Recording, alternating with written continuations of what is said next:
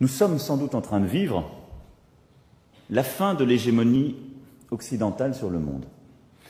Nous nous étions habitués à un ordre international qui, depuis le XVIIIe siècle, reposait sur une hégémonie occidentale. Vraisemblablement française au XVIIIe siècle, par l'inspiration des Lumières, sans doute britannique au XIXe grâce à la révolution industrielle, et raisonnablement américain au XXe, grâce aux deux grands conflits et à la domination économique et politique de cette puissance. Les choses changent. Et elles sont profondément bousculées par les erreurs des Occidentaux,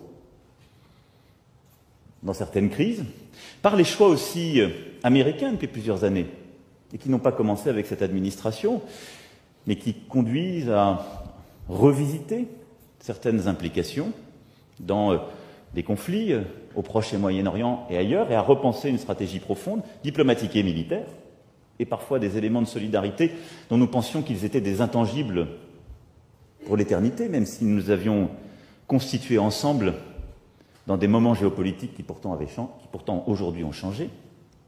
Et puis, c'est aussi l'émergence de nouvelles puissances dont nous avons sans doute longtemps sous-estimé l'impact. La Chine au premier rang, mais également la stratégie russe, menée, il faut bien le dire, depuis quelques années avec plus de succès. J'y reviendrai. L'Inde qui émerge, ces nouvelles économies qui deviennent aussi des puissances pas seulement économiques mais politiques et qui se pensent, comme certains ont pu l'écrire, comme de véritables États-civilisations et qui viennent non seulement bousculer notre ordre international, qui viennent peser dans l'ordre économique, mais qui viennent aussi repenser l'ordre politique et l'imaginaire politique qui va avec beaucoup de force et beaucoup plus d'inspiration que nous n'en avons. Regardons l'Inde, la Russie, la Chine.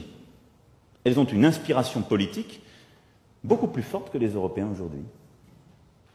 Elles pensent le monde avec une vraie logique, une vraie philosophie, un imaginaire que nous avons un peu perdu. Et donc tout ça vient nous bousculer très profondément, vient rebattre les cartes. Je ne parle pas évidemment de l'émergence africaine, chaque jour